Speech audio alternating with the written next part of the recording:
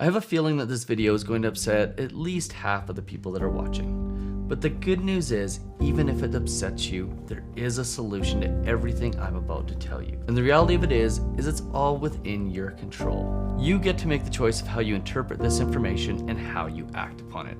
In fact, you get to make the choice of how you accept any information that you receive. And in this video, I'm going to talk about why you may never actually be able to afford a home. And I'm going to give you all the solutions. It's up to you whether or not you decide that you're going to take action. Alright, so welcome back. Let's talk about why you'll never be able to afford a home. With home prices up 20 to 40% in some areas in North America, it's no surprise that many people are feeling this way. And every month that goes by, it seems to get harder and harder to actually be able to afford a home.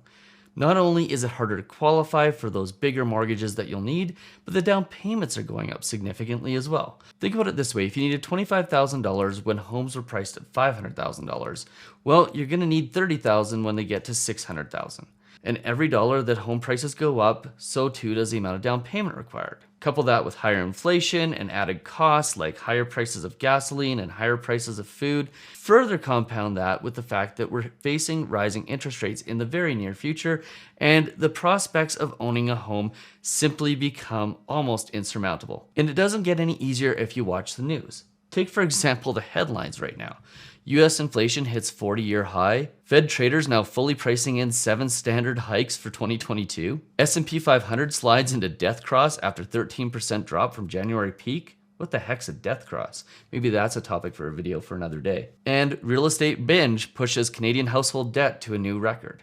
So with scary, scary, scary headlines like that, it's no surprise that Canadians and Americans for that matter are fearing home ownership even more and believe that they will actually never be able to get into the market. And some of them are right. However, some of them will be able to find their way into the housing market, will be able to afford a home, and will be able to make it work. But what's the difference between those who will be able to make it work and those who won't? Well, I'll tell you what the secret is, but before I do me a favor and hit that subscribe button, hit the notification bell, and please hit the like button while you still like me, because what I'm going to say next is probably going to upset a few of you. But here's the reality of the situation, is there's 3 things that lead to a person's success or a person's failure. The first thing that somebody needs to develop is their skill set. The second thing they need to develop is their mindset. And the third is actually take actions. But of the 3 of those, the one that's most important when it comes to buying a home is the second one. It is your mindset. And in Carol Dweck's book, Mindset, this one right here, she talks about 2 types of mindsets. She talks about fixed mindsets and growth mindsets.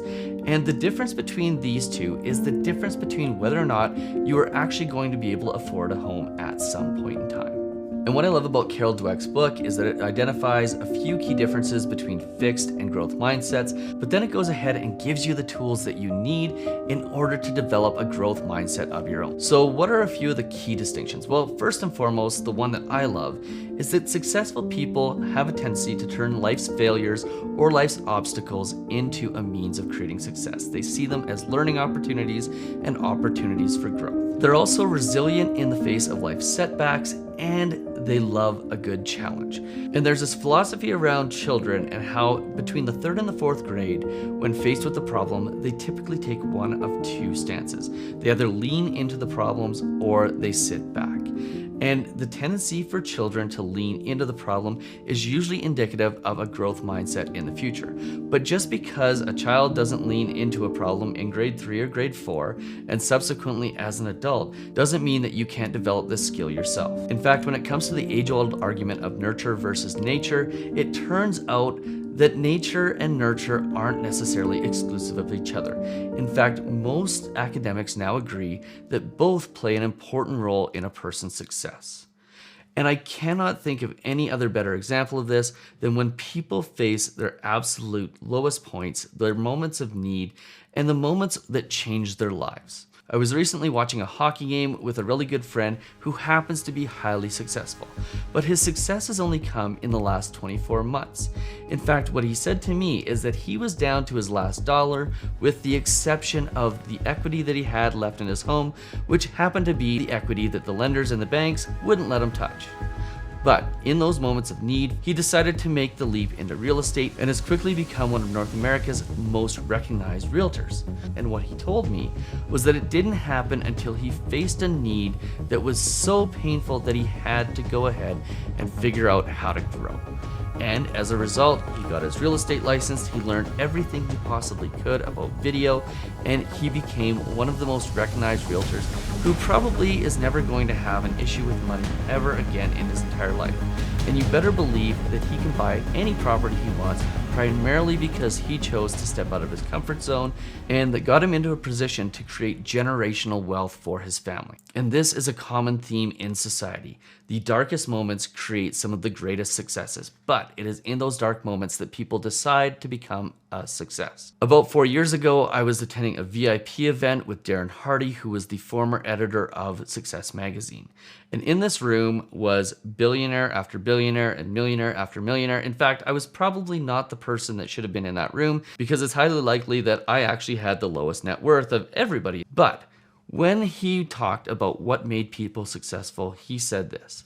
He said, "I have no idea what actually makes people successful, but what I have identified in successful people," and keep in mind that this is the guy who interviewed Richard Branson and Oprah and Tony Robbins and has had contact with the absolute most successful people in the world and has documented their success. What he noticed about them was that they all just decided at some point, they made the decision to become successful and they had the audacity of personality to make sure that when somebody told them that they couldn't do it, that they absolutely would. It's this shift from having a fixed mindset to a growth mindset that really determines the success of most people. Now, when I look at the comments on this YouTube channel, I see about 50-50. I see about half of the people out there go, the government screwed us, the Federal Reserve screwed us, the Bank of Canada screwed us, there's too much money printing, I'm never gonna own a home, interest rates should go to 25% so that we can absolutely kill the economy so housing's affordable again, and they basically play the victim. And then I see this other group of people who go, you know what? It doesn't matter what interest rates go to. It doesn't matter what inflation looks like, because I'm going to do everything I can to find a way to make sure I can get into a home, and I'm going to do it at the earliest possible opportunity. Now, on top of all that, there's this other conversation around expectations, because what I've also noticed is that the expectations for millennials and for younger people who are purchasing their first home nowadays are way beyond what they should be. Now, I remember back in 2003 when I bought my first property, it was not an average home. In other words, when average homes at that point were priced at $400,000, I wasn't spending $400,000 on that average home. No, I was buying an entry-level property. It was a 2-bedroom condo, and it was not the fanciest place to live. And at that time, when I looked at my parents' house that was priced at $450,000, I thought that gap was a gap that I would never cross. And you know what happened?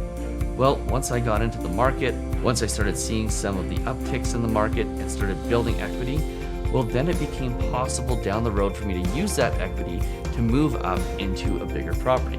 But had I not been invested in the real estate market at that point in time, if I had not owned a home myself, I would have never been able to jump up to that $450,000 or that $500,000 or that $600,000 property, because I just would have never been able to get to the point where I had enough down payment to make it work. Now, maybe I could have invested real smartly in the stock market, but at the end of the day, the fastest way for me to get into that average home was to start in a starter home. Oh, and by the way, the best way for me one day to get into an above average home is for me to be invested in an average home.